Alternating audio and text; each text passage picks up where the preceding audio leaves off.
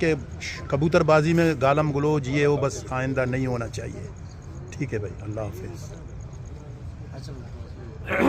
اعوذ باللہ من الشیطان الرجیم, بسم اللہ الرحمن الرحیم. آپ ساتھیوں کو بتاتا چلوں کہ یہاں جو بھی فیصلے اس دن ہوئے چاہے آج ہوئے, اس کمیٹی نے فیصلہ کیا. اس کمیٹی میں اور حاجی صاحب ہم دونوں شامل نہیں تھے.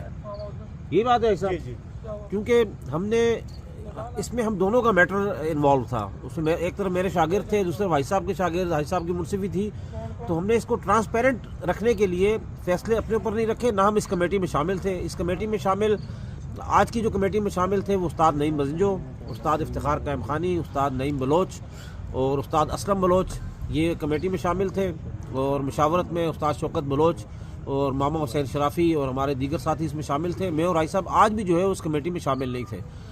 تو بتانے کا مقصد یہ ہے کہ آج لو فلائنگ کے شوق کے لیے ہم مل کر کام کر رہے ہیں. حاجی صاحب ہو یا استاد عبدالباسط ہو, چاہے ان کا شاگرد ہو, قانون سب سے پہلے ہم نے اپنے لیے بنانا ہے اور اپنے آپ کو, اپنی ذات کو ہم نے پیش کرنا ہے, جس کی اعلیٰ مثال آج قائم ہوئی ہے.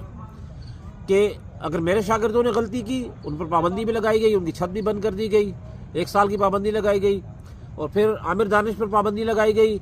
عامر دانش پہ جو پابندی لگائی گئی اس کی وجوہات کئی لوگوں کے علم میں نہیں ہوگی. وہ چھوٹی سی بات بتاتے چلوں کہ اس دن جب یہ معاملات ہوئے تو کچھ گڑبڑ پیدا ہوئی, تو انہوں نے بھی ذرا ہرش اس لینگویج یوز کی, جس کی وجہ سے آج کمیٹی بیٹھی اور ان پر بھی 1 سال کی پابندی لگائی گئی. تو آپ لوگ یہ چیز ذہن میں رکھیں کہ استاد حاجی محمد یوسف کا شاگرد ہو یا استاد عبدالباسط کا, کسی بھی استاد کا شاگرد ہو, قانون سب کے لیے برابر ہے. اور یہی ہمارا ایک نصب العین ہے, یہی ہمارا ایک طریقہ کار ہے.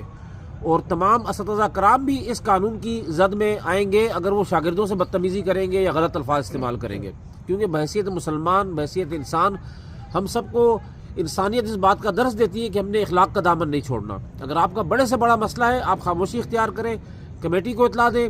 یہ وہ انصاف پسند کمیٹی ہے جو انشاءاللہ آپ کے گھر آ کر آپ کی دہلیز پر آپ کو انصاف فراہم کرے گی انشاءاللہ تعالیٰ. اس سیزن ہم دن شوق کریں گے, اور اس سیزن جو بھی چلتی اڑان, ہاں یہ جو اڑانیں ہماری چل رہی ہے, آخری اڑان رہتی ہے, عامر دانش اڑائیں گے.